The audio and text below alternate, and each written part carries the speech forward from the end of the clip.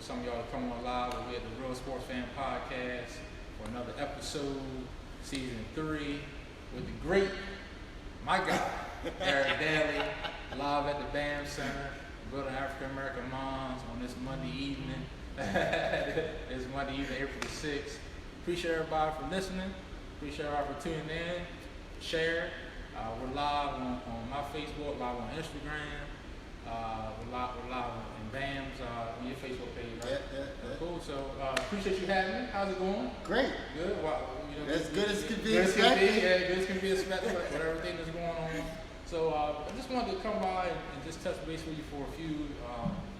Obviously I'm a sports podcast, and we touch on a lot of things community-wide and different things. So I wanted to come in and talk to you because everything you've done, in the facility that we're in. Right. But starting off, just even with sports, what were your sports that you grew up playing when you were? Everything. Growing up in Boston, you pretty much had to play. You played everything. You played basketball, football, soccer. I know how to skate, hockey, everything. Just everything, every kind of sports you think, marbles, whatever it was, cards, whatever it was, So it was what we did, we raced bikes, did wheelies in the middle of the street, See, back then too, obviously you got a little bit of age on it. Yeah. But overall, we lived outside. Your generation, my generation, obviously a little different now. But one thing, even through what we're going through right now, that I like is in my neighborhood, I've seen more kids going outside, having to do stuff in their own facility, obviously, whether it's shooting basketball or shooting lacrosse and stuff like that. Right. So you grew up in Boston, Right? So how was it growing up in Boston? It was good. Boston, in where I grew up, Dorchester, Roxbury area was tough. Yeah, it was tough. There you had a 1 in 10 chance of making it out alive. I lived on a street that was, nice houses and stuff, but then on the end they had built some apartments. When we first moved there, it was actually a Jewish community, and then it started changing, and then it became a totally black community. And then, unfortunately, that's when they built like these apartments, like projects, and so you had these nice houses in the middle. We had 3-story houses. And then on the ends it was like the project. So in order to go to school, we had to walk by, And that was the make or break moment every day. You're like, okay, come on now, gotta go by. What's up, man? What's up? And that's when you develop those relationships with people, and that's why I can come here and be comfortable around certain people around here. That's a good point. That's a good point, because I think a lot of times and we Real Sports Fan Podcast, appreciate y'all tuning in. It's funny you say that though, because I think if we haven't been to Boston, we hear Boston, we think mostly Caucasian. That's the first thought that go to your mind. You read about Bill Russell back in the day. Yeah. That's all. But there are a lot of black people. In Boston, in Massachusetts, So your area, as you were saying, was pretty. It was mixed. all black. Back when I was growing up, and you see a white person walking in our neighborhood. He either drunk or looking for drugs. You know what I mean?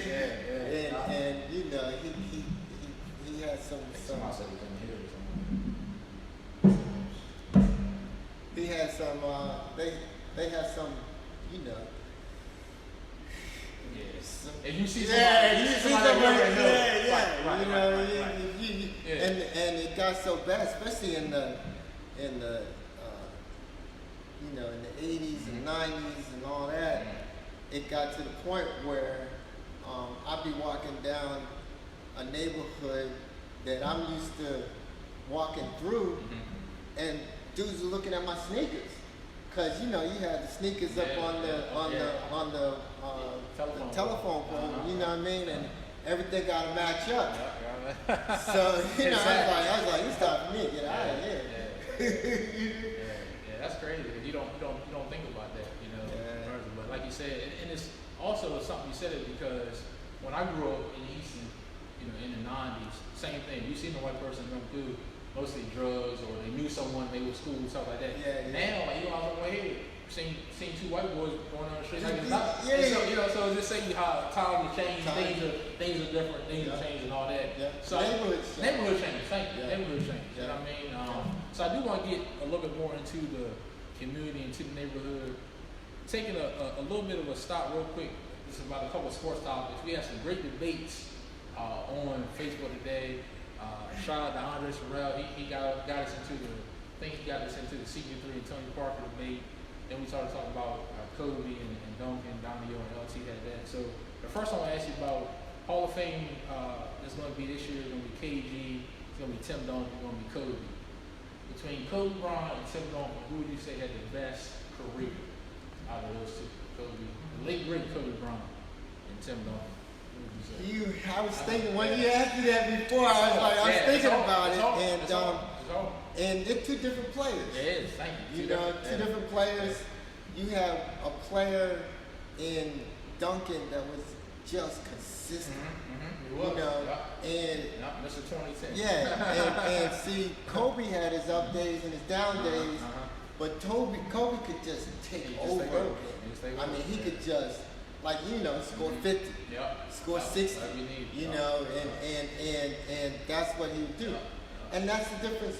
I don't think you could really mix the two together because Duncan had to be fed. You know, whereas where Kobe had the ball in his hand just from day one. He had the ball in his hand. So he had the choice. Do I want to pass? Or do I just want to take somebody to the hole and that's the end of that? So, I mean, it's hard to compare. It's hard to compare. But you gave a great answer when you even said that the bigs had to be fed. That was, the game was a little different back then, more bigs shooting threes and stuff like that. But Tim Duncan, back to the basket, give it to him. And like you said, and one thing you said that I also said, he wasn't flashy. We look in the box score after the game, he got 25, 15, 3 blocks, couple assists. You know, Kobe was, like you said, he was the mama, the black mama, great. So if you ask me today, I could say Kobe. You ask me tomorrow, I could say Tim Duncan. You know, so this is one of them that's just a great perfect thing. Okay, today I would say I would draft Kobe. In today's game, You know, back then, good point. I would have drafted Duncan. Good point. You know, so that's where it goes. Good point. Because who's a big now that can actually do everything Duncan did back then? You know, you got bigs. Dude from a lot of them they talk about Anthony Davis as a more athletic type Tim Duncan, but no one that just stays under the basket. He's still trying to shoot threes. He's still trying. Even to Embiid, Embiid, that's what I was trying to say. Still trying to shoot threes. So you don't really get those back to the basket bigs no more like you used to. But that's like you said, it's no wrong answer. No wrong answer with that. So that was that one. Then Chris Paul, Tony Parker. Tony Parker, another San Antonio Spurs, one of the Spurs. Chris Paul hasn't won, but he has a pure point guard, has probably more accolades.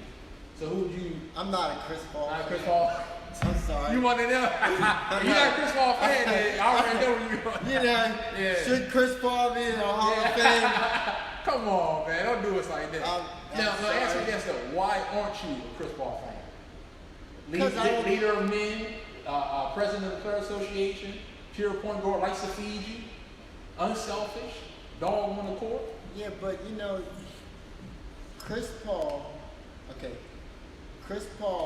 would have impressed me, or would have gotten my kudos if he would have done something with the Clippers when he had everybody.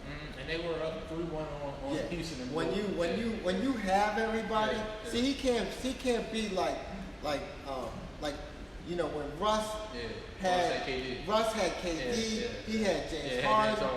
You know what I mean? And Russ couldn't get over the hump.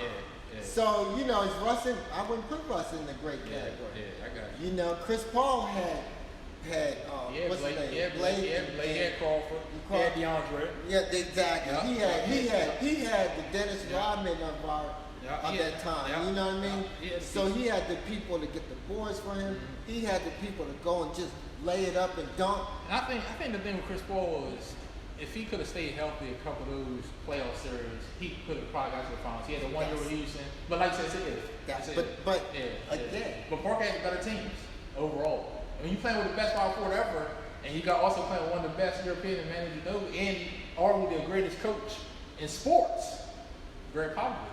I'm not saying that. I'm just saying that. You don't like Chris Paul. I'm not saying I don't like Chris Paul. I'm saying Chris Paul should have done something. You should have done more. Okay. You know, he had his opportunity.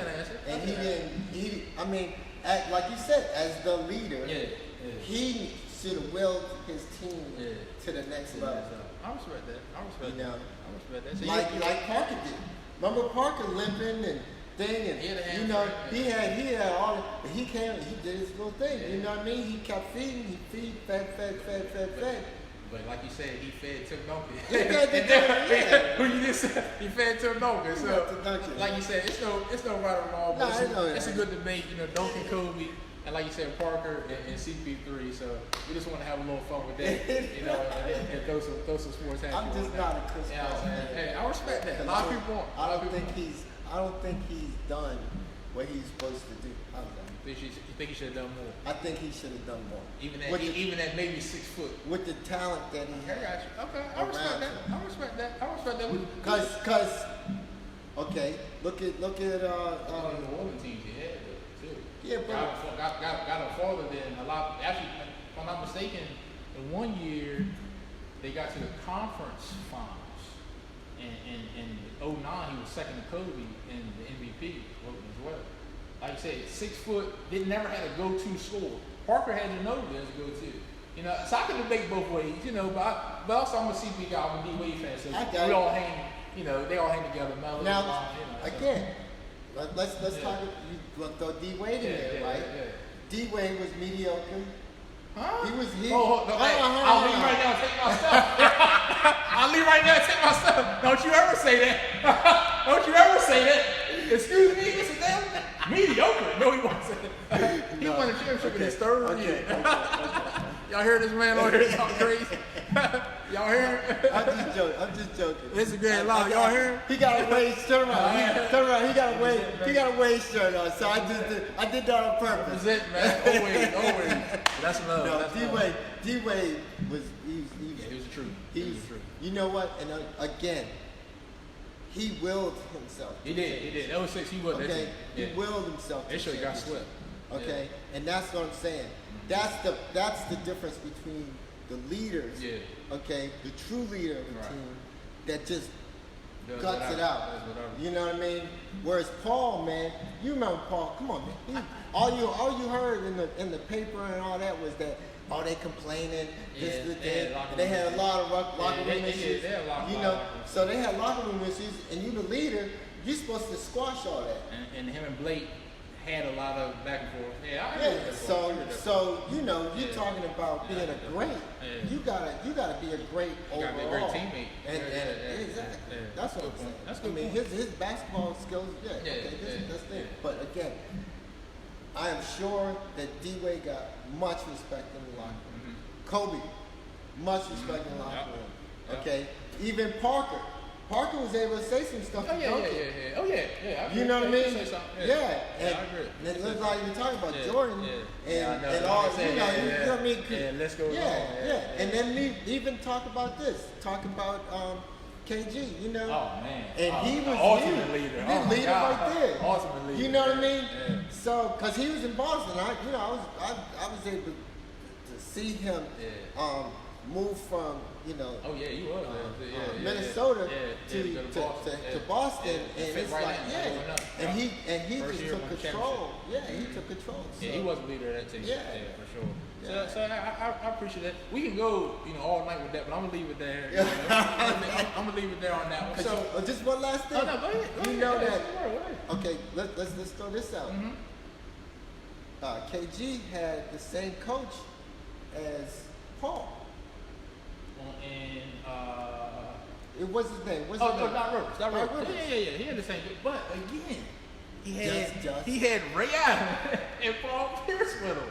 You know what I'm saying? Yeah, but They're better than Blake. They're better than Blake and what you want to DJ. All right, let's yeah. Wrap it up. So we'll go on. Wrap it up. My God. So that's just a little healthy sports talk. So let's go back to Boston, Massachusetts. Mm-hmm. What age did you leave Boston? I was 23. I just finished college, but I was down here.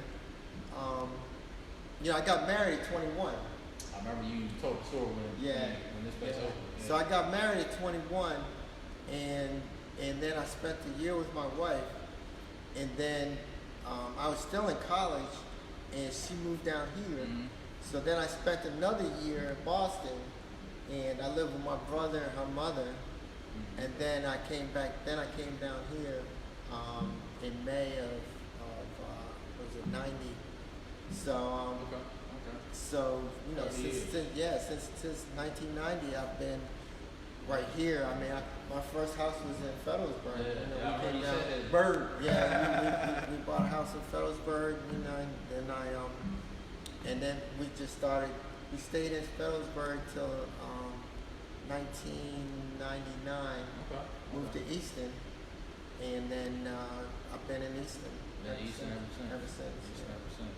Cool. Now, a lot of people would say, okay, you was in Boston, Massachusetts, and for some that don't know, why the Eastern Shore? Why this part of the area? How did you gravitate to this area? My sister-in-law, the same one was saying that I wasn't speaking up. She, Miss Benedita Gomes, she lived down here. Okay. And she lived right across the street from us, because we had came down to visit her a couple of times, and we were like, the housing up in Boston is crazy. Oh, I bet it is. It's just very, very expensive. Yeah. For sure. So then we came down here and we were like, you mean to tell me you got 22 acres? You mean to tell me you got 22 acres for that? Yeah. And so, we just bought a place across the street, and my father helped me out with some money, and I said, okay, fine, we went ahead and bought it, and my wife got a job at Caroline County Social Services. She was a social worker, and again, things just took off from there. Yeah, that's good. And that's a good transition. I heard you mention your dad. Talk to me about mom and dad, because I know you talk a lot of. Every time I talk to you, and if anyone's talked to him one-on-one, or if you've heard him speak at different things, or if you've read in the paper, but one thing I love about you, always give credit to the foundation. Always give credit to mom and dad. So, just briefly, tell me a little bit about what both mom and dad meant to you growing up, and how you got to be successful. Because I know that started with how they were. Yeah. Well, to start, my father, he was, he was an immigrant coming from the island of Montserrat, which is in the Caribbean, and he came here and to Boston. The story is he had $100 in his pocket, and then he just worked odd jobs. I mean, he had 12th grade education, the standards here, and just put something.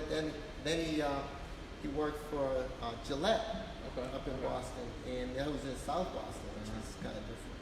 But so he worked at Gillette, and he worked there for almost 30 years and stuff. And with Gillette, he learned a lot of different things, different skills and stuff. I mean, he was a shipping clerk, okay, and he's very good at what he did. But my father was very charismatic. My father was very involved in the church. My mother's family started a church. My aunt was like one of the founding members, and my father was the first person baptized in that church.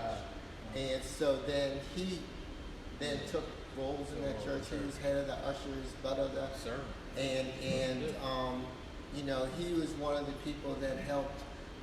My father was good at again talking to people and raising money. So he raised the money to pay off the church debt. So and that's where you know, I learned how to speak. I was just going to say. I mean, when you said that, I was like, that makes sense. Yeah, that's where I learned how to speak. I saw, you know, back then it was like, come on, man, keep quiet. You know, because you're young, you don't know no better. You like, come on, man, come on, man. You got to go talk to everybody. You know what I mean? Speak to everybody. You only want to say, come on, man. You know what I mean? Come on, man. But I see what he was doing now. He was building relationships for the future. And that's what those are the people he was able to go to because, you know, at Gillette, he was a stock clerk, right? But the president of Gillette Corporation was in John Hancock building. Oh, okay. Okay. So you got the glass building in Boston. You got the John Hancock building. He would come visit the plant. He would go specifically to my father. My father would give him a gift. And I'm like, telling my dad, I said, who are you for this guy, you know, to come to come and specifically search you out and reach you, you know. But I said my father knew how to talk to people. And he didn't care who you were, you know. He looked for respect and he respected. He respected. So, you know, and that's what I'm saying, is if you know, money. My father taught me how to manage money. He taught me how to budget. He taught me all that stuff. Even though I went to school for accounting and all that, that was my first lesson. Yeah, how to balance my checkbook and all that kind of stuff. All those things that people, even as adults now, don't know how to do. Don't know how to do. We talked about that before. The little things we think are little, or we think is not a big deal. A lot of those we didn't have that there. You know, we didn't have that there. So that made sense. The things that he implemented, the speaking, the balancing of checkbooks, meaning money. The networking.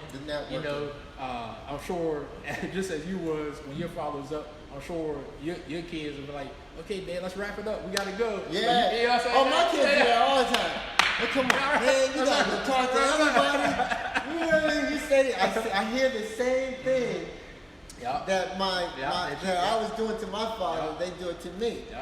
But you know, I try to explain to him. I said, you know, you gotta open your mouth. If you don't open your mouth, how are you gonna get what you need or get what you want? You know what I mean? You gotta open your mouth and ask. I mean, this building right here is a perfect example of opening my mouth and having and believing and having faith. You know, and knowing that if you again, what my father had was he always had a message. You know, and he of course, now I'm older, I noticed that his message always had to go somewhere. My father never talked nonsense. He never talked the talk. No, he never talked nonsense. You understand? And he never you know, talked about people and you know, social stuff and all that kind of stuff. He always talked about God, and he talked about his family, and he talked about, okay, how he's going to be able to better humanity, you know, because he became a pastor. He was a reverend when he died. And I mean, just a quick story,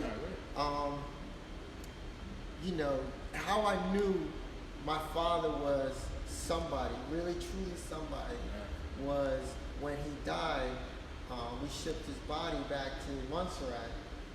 They had his body laying in state. So for 3 days, my father was in the church, lying in state and having people come. Yeah, man, I was like, wow. I was like, wow, that's what you are. That's what you mean. Yeah, and then at the funeral, he had the governor that was there. He had all these dignitaries at his funeral. People coming up to me saying, man, your dad was a great man. Your dad was a great man, you know. he was a great friend. Everything was, he was just. He was great. So that right there just, that was basically affirmed that. That's who I want to be like. Yeah. You see what I'm saying? And he was a great role model. And the thing that sticks out to me is the networking piece. Like for him to know, like, okay, I need to build relationships. I need to network. Okay, I might spend an extra 5 minutes talking to someone, but that might help me down the road. Like those little things back then that people do now, like to me, like that's what sticks out. So that's an awesome thing. And then the foundation, I heard you talk about him being a reverend, the foundation of God, the foundation of Jesus Christ, exactly. Implementing that thing at an early age. Well, I didn't think about it then, but I know. None of us do. You grow up. Is that what they meant? Is that right? Is that what they meant? Something about mom. That's bad. Something about mom was she was the trip. She just was. She was on us. She was the one that from an education standpoint, from a culture standpoint, because my mom was she grew up in an environment that her father was like very prominent man in the Caribbean, and so my mom came from a different angle, and she was more of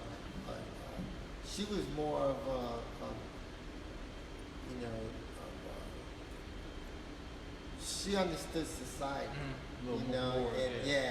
and she was like, okay, this is how I want you to be. I want you to be going to this school. I want you to learn all these things because I played the piano. I played the trumpet. My mother sent me to junior achievement when junior achievement wasn't even really known. She sent me to a MECO. MECO is like when they send you from the inner city out into the suburbs. So for 12 years, I went to Framingham. Framingham is like out in Jewish land. Yeah, you know what I mean? It was like a bus of black kids, and that was it. That was you. So, at first, again, another thing is, I was angry for all that because I'm like, what you doing to me?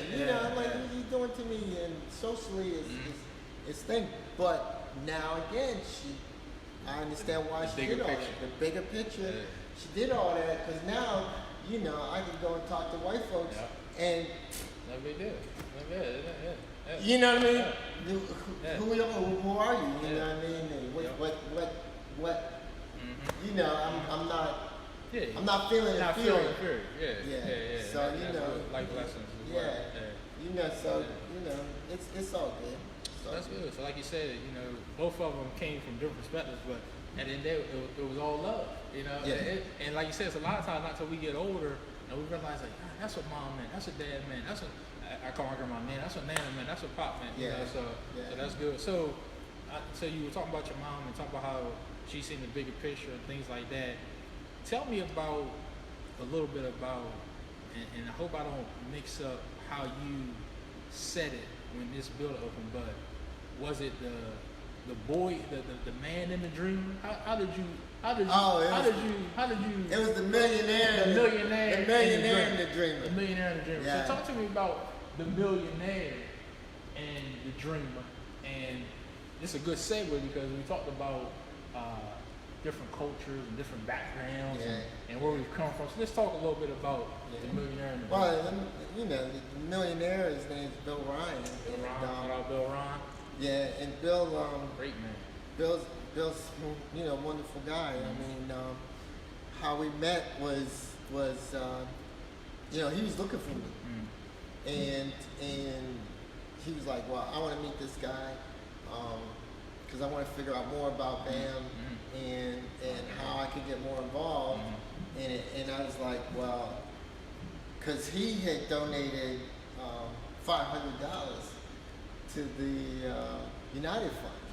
And then I got a call from the executive director and from the United Fund saying, hey man, this is this guy that wants to help you. And I was like, okay, well, I said, how much did he How much give? did he give? You know, he was like, well, $500. I was like, oh, he gonna get I was like, okay. I was like, oh man, you know, that's not. You gotta understand, we got a small staff, and I was like, that's not someone I would be talking to. I would hand that off to somebody else. But it just, I mean, God is something else. That's what happened. and I mean, for some reason, you know, I got the feeling. I said, man, this is gonna be something. So I said, hey, call him back. I said, hey, you know, you want to meet up? We're going to lunch. So I said, Debbie and I said, Debbie, we're gonna go to lunch with this guy. I don't know who he is. I don't know anybody wants to meet us. And then I told him, I said, I'm gonna take you to the Eastern Club. And you know, I made $500. I'm taking you to the Eastern Club. I'm ready to spend $100 at the Eastern Club.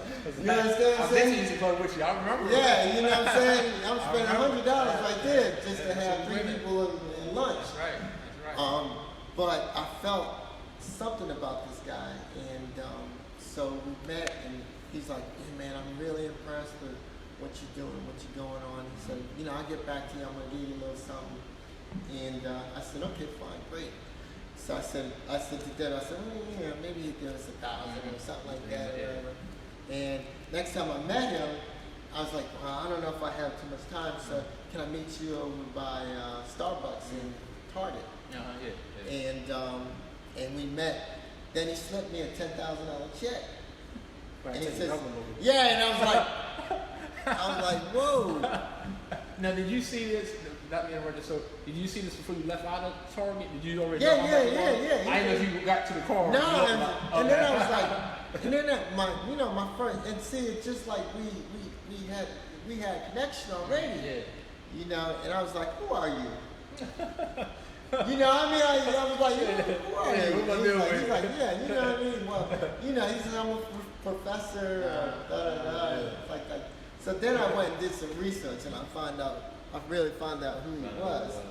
And then I was like, oh, okay. So then, you know, he put up a lot of money, the majority of the money for this building. He's been supporting us. He's our biggest contributor. And not only that, he comes and sees the kids. You know, he comes and he stays with the kids. The kids know him by name. He's always around. And so it's not just it's not just about the money.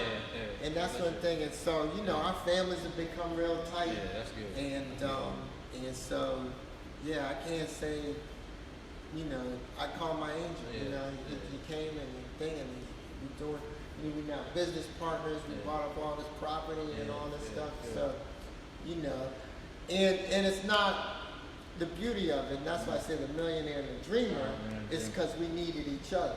Yeah. You understand? Yeah. There's a lot of people. You couldn't go without you. You couldn't go without him. Exactly. There's a lot of people out there with a lot of money and don't know what to do with it. You know? And then there's the people that have a lot of dreams and don't have the money. You know? And that was my message. I'm like, you know, you find millionaires, find your dreamer, and dreamers find your millionaire, so that you can go ahead and do something. You know, instead of just saying, I wish. You got to go out there again and have those chats. You know, got to have that communication, that open lines, and especially when it comes down to, you know, race. You got a black person and a white person. It's like, what are you doing, you know, and all that. Well, go find yourself a black millionaire. They're out there. Raise, you know. How many times raise your hand? So you know they're out there. And what we got to do is we got to find them and just say, you know, hey, come on, you got to step up. It's time to step up. And so that's good. So right now at BAM, you've got about 600 and some members that have signed up so far. Yeah, we got about 640 members to the gym. We got about 70 kids that go to the BAM boys that go to the class, and then you know we got kids that have graduated. And we got a couple working with us. And so on and so forth. So yeah, it's all good. And for ones that don't know, I would hope by now, most of you know, but if you don't, it is free for Talbot County. Memberships are free for Talbot County. Anybody outside Talbot County, $40 a month. $40 a month. $4 a month. $4 a month. So if you haven't signed up, come sign up. After all this is over, contact Derick. Come here. If you don't see Derick here, you'll see Kendrick. You'll see Taisha. You'll see somebody here that you recognize as well. But it's a great place to come. Talk a little bit about the things you have here currently. What I mean by that is like the old man ball on Saturday mornings. You do some workout things. Talk a little bit about the schedule. I know right now it's a little different, but talk about the stuff you have going on in the building right now. Well, we have the old man basketball, like you said. We got yoga. Hat yoga. It's coming back. When was it? Noon? That was yoga was after old man basketball. Saturday after 11 o'clock. Yeah. And then we have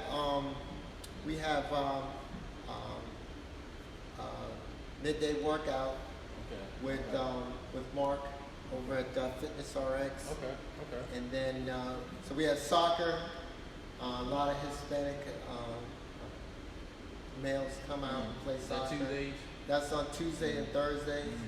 I see Dina. How you doing? Dinah. She's we're gonna be doing sewing classes. Yeah, it looks great.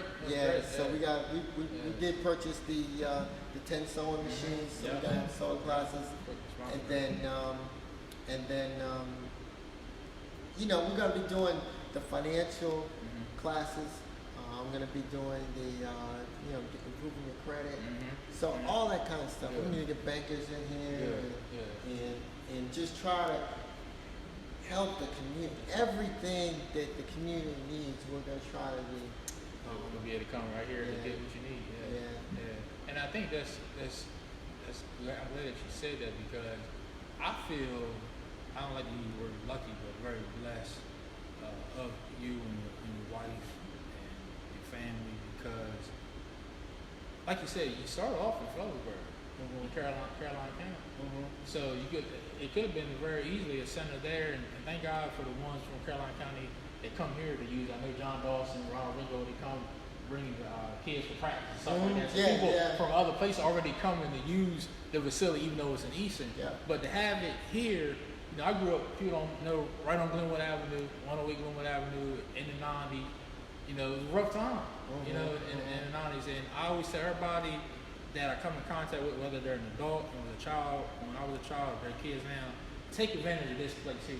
Take advantage of resources. Take advantage of things you don't know, because as Derick said, he's going to have things here for us, for the community, for us to go to. Just like the men's gathering, the women's gathering, which all those will be starting back up. Tell them a little bit about that. Well, that's through PVM, Polaris Village Ministries. We started that, and Polaris is basically, gathering people, finding individuals, and finding out how we can maximize, their potential. Find that value in them, and give the resources that can help people find the value. I mean, Polaris has been, so far, has just been an amazing success. We had 2 events. We were going to have our third, but we had to cancel it because of this whole Corona stuff. But in our 2 events, we gathered a good, it was about 70-something guys. 70-something, 80 guys. 80 guys, and then we had about 140, 150 women. And we got a lot of good ideas, and for the guys, it was more focused. The two main things that came out of there were, financial information. So we're going to be doing that, and then education. Education was big. It was big.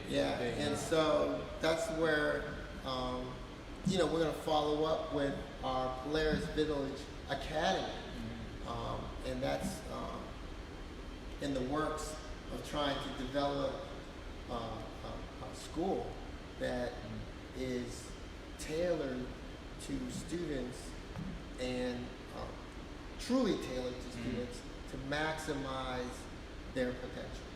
Again, going along with, and it would be very small class sizes. It would be very geared towards how that child learns. Okay. Everybody learns different, you know, and you know, I'm not here to bash Easton Public School, okay? Because, you know, if anybody knows, I have one child go through the country school.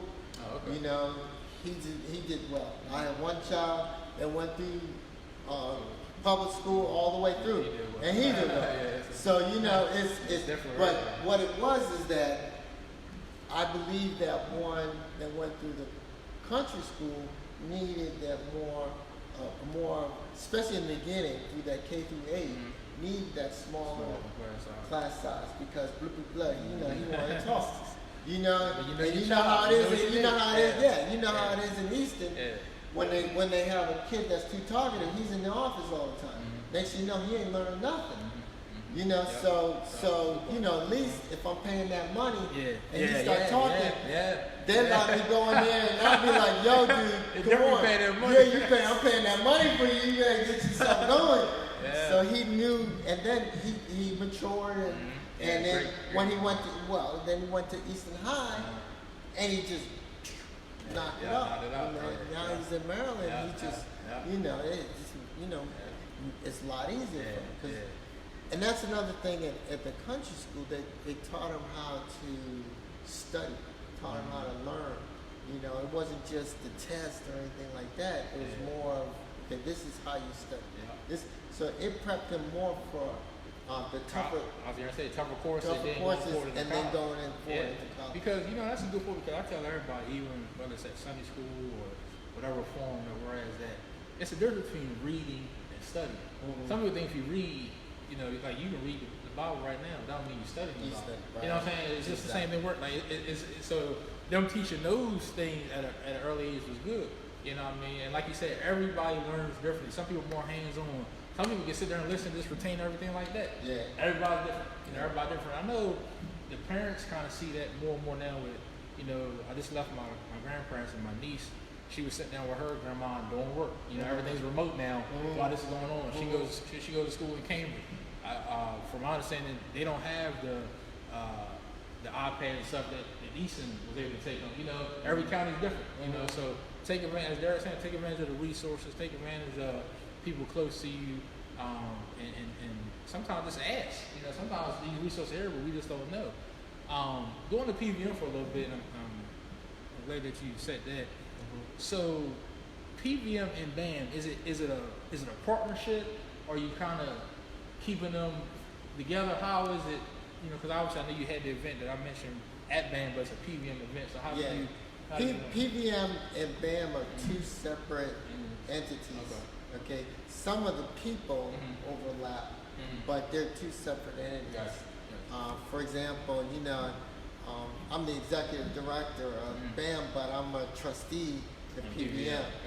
Okay, whereas Debbie's the program director of BAM, but she's the pastor of PVM. So, but from there, it's sort of, that's pretty much, and that's because, you know, we are pretty familiar with how to create an organization. And then from there, we just got a lot of different things. So, you know, my role in PVM was really to just get it up and running. The true people that are going to be running it, you know, going to be more prominent in that. And again, you know, because blah, blah, blah, I talk a lot. So I'm able to go ahead and I'm going ahead to promote it and get it going and get the resources for it. And, you know, as you can see, I mean, PVM is actually doing very well right now. And that's another thing. For me, I want PVM to be a support for churches also. Okay. So if your church, if your church wants to put something on and your coffers are not that that great, and you want to put something on and you need something, give us a call at PBM, because we will then, look at your need.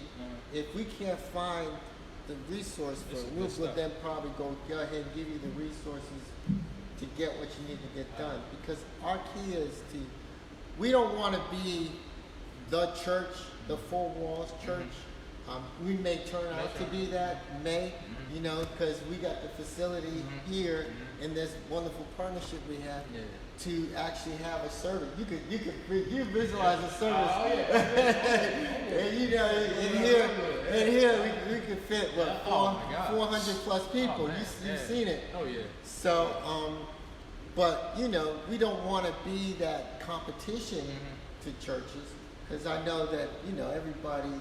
Well, I go to here, I go to there. I don't want to be that. I want to be. I want PVM to be that. I want all the churches to get together. That's what I like. And if we need a big place, we can all, we can all fit all 400 different churches up in here and have this massive service. Can you believe that? Man, that would be, and it don't have to be on Sunday. That would be awesome. Thank you. It don't got to be on Sunday. It don't got to be on Sunday. I'm not trying to compete with your pastors. I'm not to compete with your revenue source. You know what I mean? It's not about that. It's not about that. I'm not trying to take away from your time that you would have to deliver your message. I want you to come and you could deliver a message to a greater group and have those pastors change.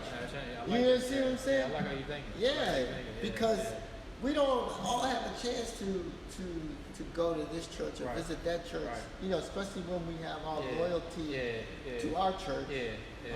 So what if all the churches came together and we saw that at the dinner? How many we had 3, 4 different pastors in the building. A lot of different ones that represent different churches. Different churches. And that would be so dope, because PBO could be that platform, like you said, to bring everybody together. Because one thing you said right. As soon as you ask someone, I go here, or I go here, and it's not about where we go. First of all, we say service ain't God, it really don't matter, But if we can all come together and not worry about titles or nothing like that, that would be great. Yeah, that would be great. And a little nugget on that. I think it was last week. You were here, and great information you were giving about the loans for the small businesses. And thank you for the church and different things like that. Because as soon as you said it, I got a call from someone else the next day about the same thing. They didn't even see yours, So it was great, but. And you had me in worship mode. You gave me some new songs. It's a good song, So I appreciate that. But that's good. That's good. So, and what a lot of people might not know about BAM, about this facility, and again, when things get up and running, you can contact Kendrick. But you can rent this place out. Am I wrong? Yes. You can rent this place out. For a certain amount. I got a friend of mine who's already contacted Kendrick about something that's going to be happening here when all this is over. But you can use this place. As Derick said, this is for us. This is for the community. The community. The night y'all cut the ribbon, this man called me, and the first thing he said that night, he said, "This is for us." Yeah. He said, "You guys put whatever you want. Have ideas, put stuff in here." So he don't just have it sitting here for him to come in here and buy himself. He's a humble guy. He wants us all to use it. So use your resources. Lance knows. Lance is my firstborn. Lance is. Let me. Can I throw you out, Lance? Lance is my first child. Okay. When my wife and I had our scholarship fund, Lance was the first recipient of the scholarship fund that we had with the Mid-Shore Community Fund. Wow. And Lance has turned out to be a wonderful man. Wonderful. And we're so blessed to have somebody like Lance to be the first, because he's such a great example. And Lance, I have to tell you, you're the one who built all this. Because if you didn't come out right, you see what I'm saying? If you didn't come out right, it would have been like, you always say that in humble, because you always say I built it. All this a piece. Yeah, man. But if you didn't come out right, seriously, because that's what it happens. Because let me tell you about donors. Okay, donors only give you 3 years. Okay, they get that's their grace period. You know, and you got to start proving. So I got a lot of questions. Is he still in school? How's he doing? Da da da da. You know what I mean? I'm like, yeah, he's doing it. He's still going. You know, he's going. Da da da. And then I had to, you know, some other guys that some fell in, some fell out. But in that program, I mean, we still now have built to we have $150,000 in that program. We got an endowment. That's awesome. So that's going nowhere. That's how it is. Wow. Yeah, that's going nowhere. So y'all still do that every year? We do it every year. We give out to, my wife and I, we give out to one kid in, a graduating student in Easton and a graduate student in Caroline County. Oh, okay, good. Yeah, Okay. yeah. So we've expanded to Caroline County. So so we do 2 students every year. And so, and again, it's because, you know, you were there and you did what you were supposed to do. And now you got a beautiful child, you got your wife, you know, and your community leader in your church, man. I watch your stuff. Other than the sports, I see we're gonna get together after all this, you know all this, what I mean? And it's and I just wish that you know, Sharky and I were talking about it on the show we had. He's like, I was telling Sharky, I said, Sharky, you know what? You know, we're blessed, and we're blessed because we are here. We don't have to be working. We don't have to worry about us not getting a check. We're both getting a check. You know, and why are we getting a check? Because, you know, we're in this situation. We followed our dream. We did what we were supposed to do. We followed what God gave us. You know what I mean? And some, you know, I said, Sharky, how many people that came this way and fell off? Now they, you know, they discouraged and quit, and then they find themselves without a check. Good point. You know, if they would have just followed the plan, they would be in a situation and not having to be worried about that. Yeah, you're right. And whose plan is it? It's God's plan. It ain't my plan. We're trying to make it our plan. That's what One, you're two, 3. Trying to get up. I'm like, what's all you this? know? That's right. You That's know, right. That's Jesus, right. man. You know, that's right. and that's whose plan we gotta follow. That's right. So I mean, I don't know what I get. No, you good. You good. I actually said that. I was just telling my grandpa. I said it's gonna be. Yeah, thank y'all. Don't get me wrong for Facebook Live and different things, but it's gonna be different this Sunday. Not being in the physical building of a church for Easter. You know, it'll be different. But I thank God for everyone that doing different things online. You know, Friday nights, Sunday mornings, and different things you can go. My church, we have a prayer line, and just different things you can do. You know, but so how have you been dealing with everything that's been going on? You know, with the virus and everything, as far as I mean, you doing things remotely as far as church goes, as far as that round, or I have to tell you, I'm not a four walls church person. Good, and that's good because it's not about four walls. Yeah, I'm not. It's not about four walls. I mean, I couldn't tell you last time I was in church. Yeah. But what I tell people is that I'm in church every day. You know, you having this conversation. You talking about Jesus. We have it right now. You know, this is right church. Yeah. You know, and you know what? 10 people can get together. Yep. We had 10. You get your social distancing. 6 feet. We got our social distancing. Don't mean we can't get together and have some church up in here. That's right. And sometimes what it is, and like you said before, you know, what I do is come in here, put on some music, and have church right here, and then put it online, and then have people have some church with me. I hope it inspires you don't know. I was trying to say, you don't know how many people that helps. You know what I'm saying? Doing that. Trust me. Keep doing that. Keep doing that. It might seem like something small, it's something, but man, it's big. It's because, big. like I said, man, we need love right now. We need love, and also we need compassion. Thank you. You know, we can't just say, "Oh man, it's some people up in New York." You know, why they anyone's spreading it and all that. Nah, man, you look at that map. It's coming here. It's coming here. Yeah, you put that map up. Yeah. I don't know if yesterday or the day before. I seen that. Yeah, it's coming here. We're surrounded by the coronavirus. I seen that. And that's why it's important, like you said, to do what they're telling us to do social distancing. Social Only distance. going out when we have to. I know Right. someone probably saying, well, why y'all out right now?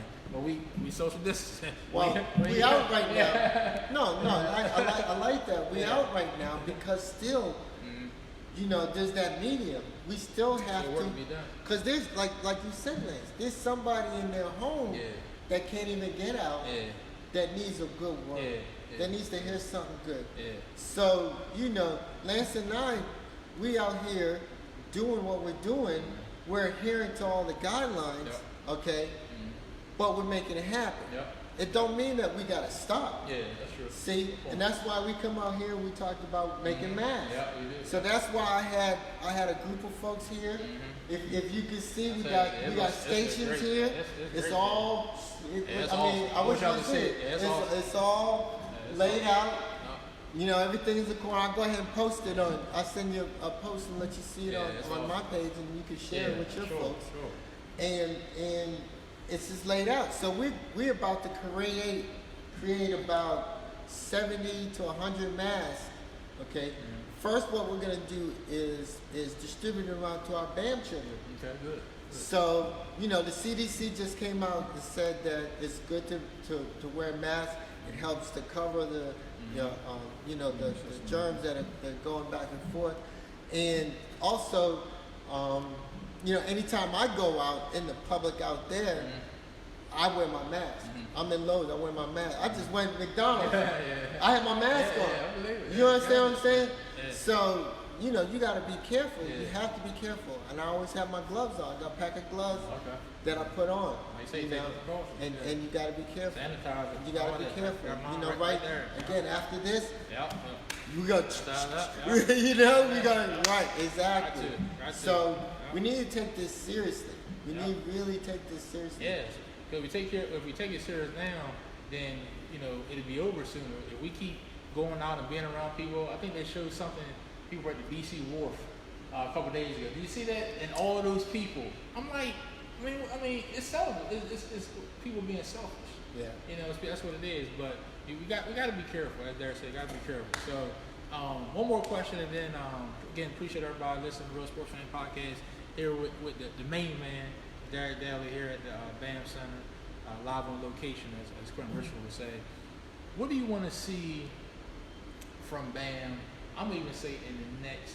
I know most people say next 30 years, next 20 years. In the next 5 years, what do you want to see? And I'm not even just talking about this bill. I'm just talking about from BAM itself. What do you want to see in the next 5 years from BAM? What is your you are the dreamer. So I know you're still dreaming. You ain't start dreaming just because you got this. I know you ain't get this say. I'm gonna sit back. I'm good, man. I'm sit back. I wish I could say I'm good, but nah, unfortunately, but that's just not the case. But tell me, what do you want to see? What do you want to see? What do you There's a few things that we're trying to get done. One, we got to build our academic center. So the center that's next to us, we're getting the plans. I saw a really rough draft of a drawing of our academic center. Oh, okay. This is where the old. That's where the old. Okay. We were talking about trying to purchase some property, you know, where Parkway is Okay. and all that, but that fell apart. So that we're going to go back to our original plan Okay. and go to knock down the building we have over here. Okay. And it's big enough to put a 9,000 square foot, because this is 9,000 square feet here. So this is the same lot as over there. So if we go 3 high, we got 27,000 square feet. And there we're going to build the academic center. Okay. So the academic center would have an auditorium. It would be similar to a school. Okay, so we're going to build it in the framework of having a school, and with classrooms and stuff like that. Because what we're going to be doing is we're going to constantly. We've been constantly talking to Chesapeake College, and maybe even Washington College, about having a satellite program here in our facility. Oh, okay. Yeah. So as you can see, we have the big screen. You can see right here. We can have class Yeah, easy. being streamed through the, and even in our our community room, we have the big screen in there, and we can have classes in there. So what we're gonna do is we're gonna have the classes over there, and hopefully we can get a professor over there, or get, even now we have a situation where people are doing online classes. So we can, those that don't have internet or whatever, they can take the online class over there. Now the bigger is just expansion of BAM, and that is going to Cambridge, going to Kent Island, and just expanding BAM out to these different communities. We've been mapping it out to see how it helps, trying to recruit some people to get a committee to find out if that will work. There's different cultures in every community. And we got to figure out how we can wrap BAM around certain cultures. And because, I know Eastern people. I've been here long enough, and I know, and then we were able to develop BAM around people for Eastern. But how do you develop BAM for people in Cambridge? How you develop BAM for people in Kent Island? I can't take the Eastern BAM and put it in Kent Island or Cambridge, because it's not going to really fit. So what we need to do is have people that are from there and assist them in making it work. We can slap the BAM name on it, but it could be BAM of Cambridge. And you have people come here that are from already those counties you were talking about. Caroline, Queen Anne's, all those, Dorchester. Are you still going to be, and I appreciate you saying about culturally, looking at things different. Because I was going to ask you, are you going to be doing anything different as far as still focus on African American boys, or are you talking about other that's the new thing. Girls. Right there.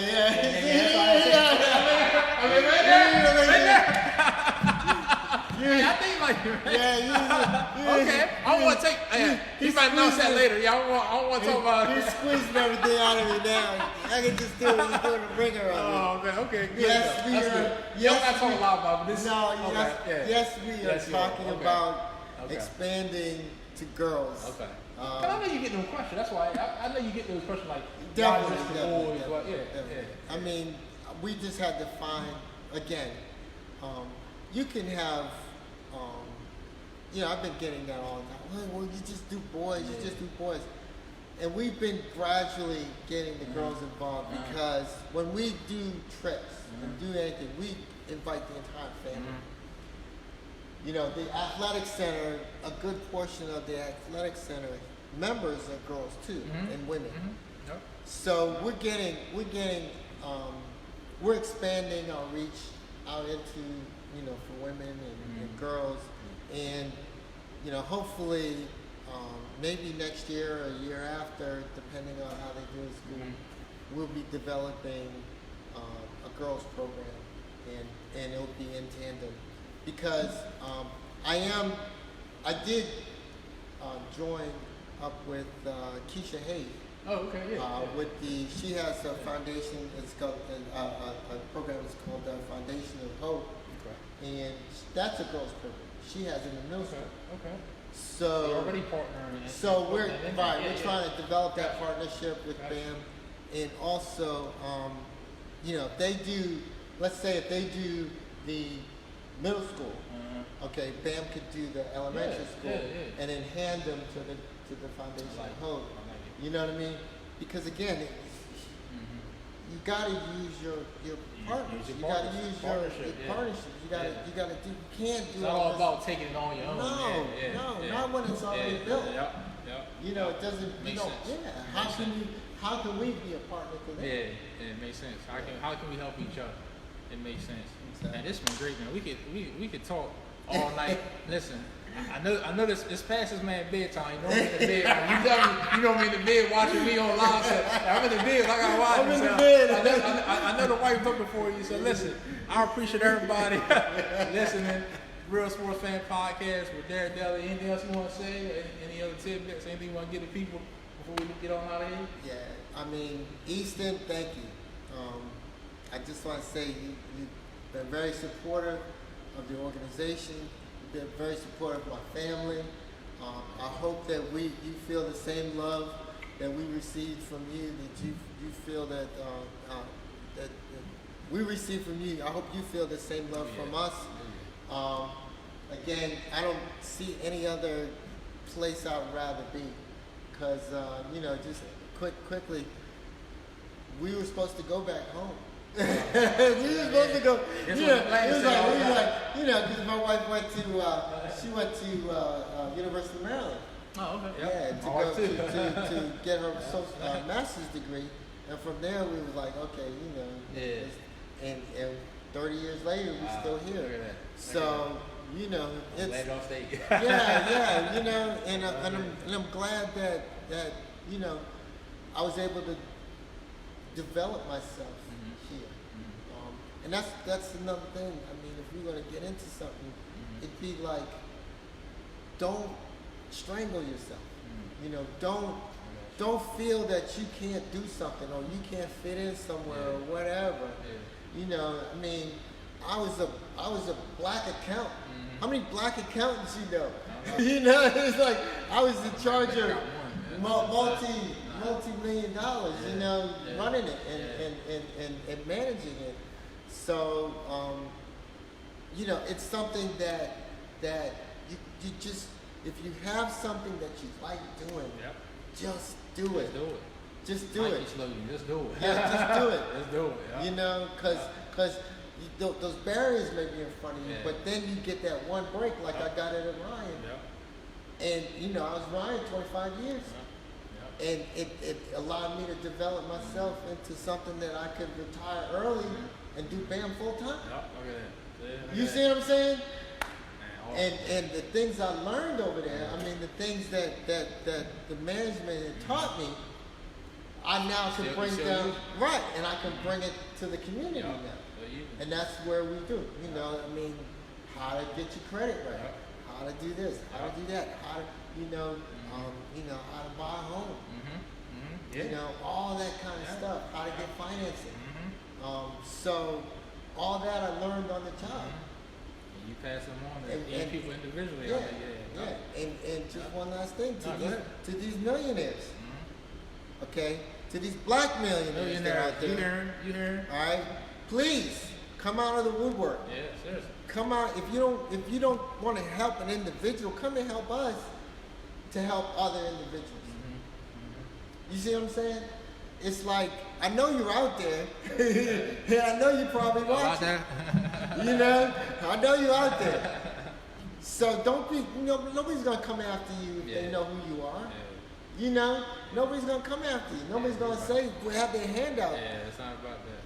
But you need to help teach these people how you got there. There's so many people that want to know, how did you do it?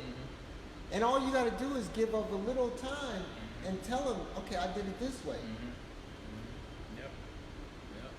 That's it. So anyway, that's it. You heard it from the man himself. You know what I'm saying? We could go on, but again, man, thanks for everything.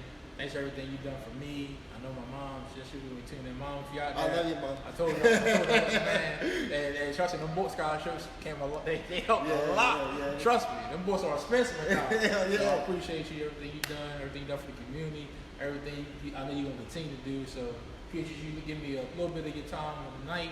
Everybody be safe out there. Be safe. Social distancing. Social distancing. Appreciate y'all. Peace.